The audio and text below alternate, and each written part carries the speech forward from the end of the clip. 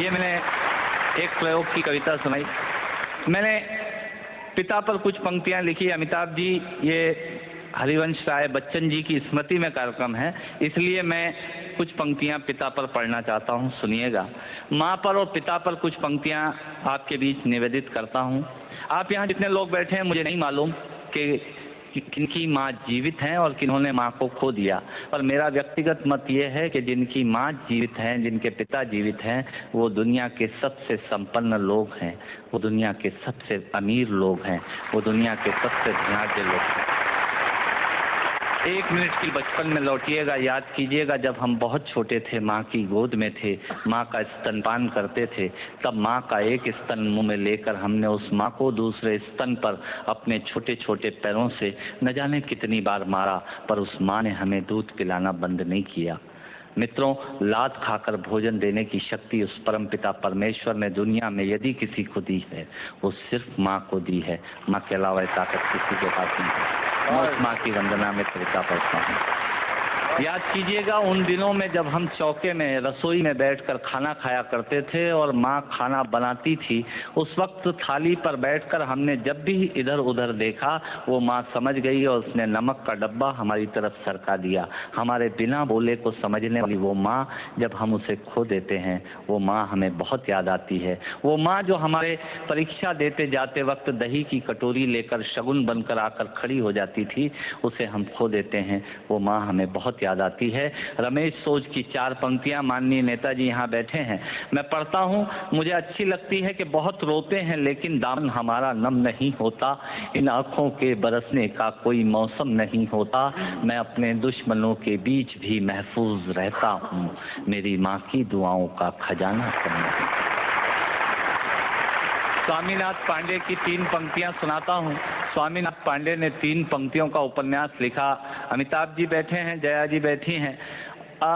3 पंक्तियों में पूरा उपन्यास लिख दिया उसने। लिखा, एक विधवा माँ थी, उसके 2 बेटे थे। एक बेटा नीचे वाले माले पर रहता था, दूसरा बेटा ऊपर वाले माले पर रहता था। विधवा माँ 15 दिन एक बेटे के यहाँ खाना खाती थी, विधवा माँ 15 दिन दूसरे बेटे के यहाँ खाना खाती थी। पर ये उस विधवा माँ का दुर्भाग्य था कि साल में जो महीने 31 दिनों के होते थे, उस एक दिन उस विधवा माँ को उपवास रखना पड़ता था। 9 महीने पेट में रखने वाली माँ जब एक जवान बेटे को एक दिन भारी लगने लगी, तब इस नालायक हास्य व्यंग के कवि ने कुछ पंक्तियां माँ के लिए लिखी। सुनिएगा, यात्रा कीजिएगा मेरे साथ।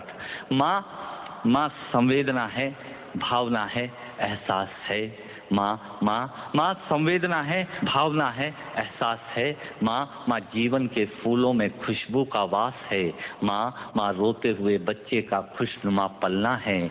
माँ मरुथल में नदी या मीठा सा झरना है। माँ मरुथल में नदी या मीठा सा झरना है। माँ लोरी है, गीत है, प्यारी सी थाप है। माँ पूजा की थाली है, मंत्रों का जाप है। माँ आँखों का सिसकता हुआ किनारा है।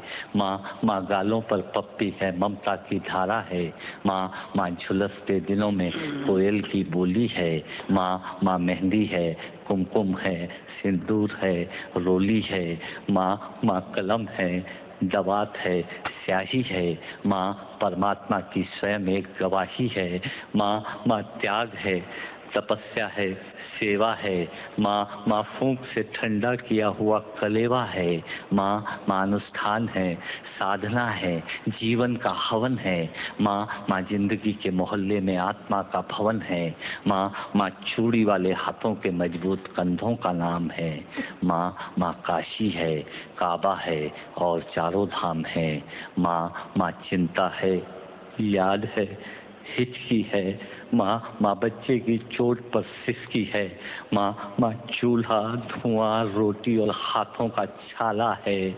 माँ जिंदगी की कड़वाहट में अमृत का प्याला है। माँ पृथ्वी है, जगत है, धूरी है। माँ बिना इस सृष्टि की कल्पना अधूरी है।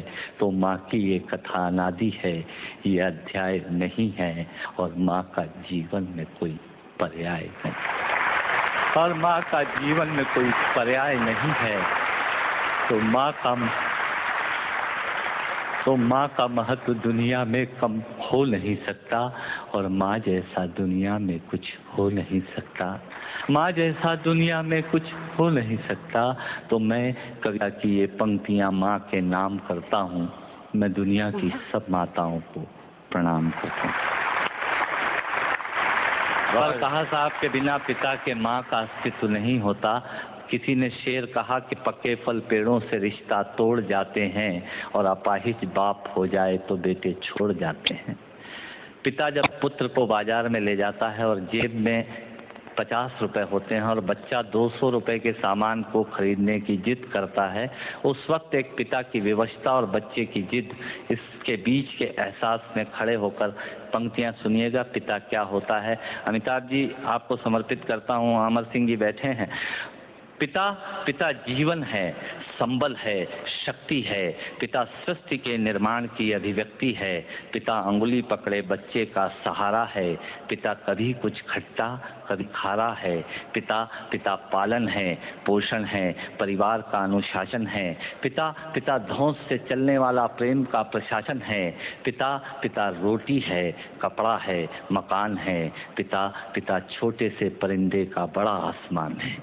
पिता छोटे से परिंदे का बड़ा आसमान है। पिता अप्रदर्शित अनंत प्यार है। पिता है तो बच्चों को इंतजार है। पिता से ही बच्चों के ढेर सारे सपने हैं। पिता है तो बाजार के सब खिलौने अपने हैं। पिता है तो बाजार के सब खिलौने अपने हैं। पिता से परिवार में प्रतिपल राग है। पिता से ही माँ की बिंदी और सुहाग है। पिता परमात्मा की जगत के प्रति आसक्ति है। पिता गृहस्थ आश्रम में उच्च स्थिति की भक्ति है। पिता अपनी इच्छाओं का हनन और परिवार की पूर्ति है। पिता रक्त में दिए हुए संस्कारों की मूर्ति है। पिता एक जीवन को जीवन का दान है। पिता दुनिया दिखाने का एहसान है। पिता सुरक्षा है अगर सिर पर हाथ है। पिता नहीं तो बचपन अनाथ है। पिता नहीं तो बचपन अनाथ है। पिता नहीं तो बचपन अनाथ है। तो पिता से बड़ा तुम अपना नाम करो। पिता का अपमान नहीं, उन पर अभिमान करो, क्योंकि माँ बाप की कमी को कोई पाट नहीं सकता और ईश्वर भी इनके आशीषों को काट नहीं सकता।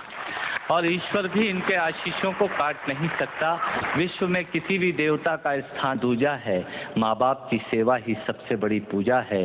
विश्व में किसी भी तीर्थ की यात्राएं व्यर्थ हैं यदि बेटे के होते माँ बाप असमर्थ हैं।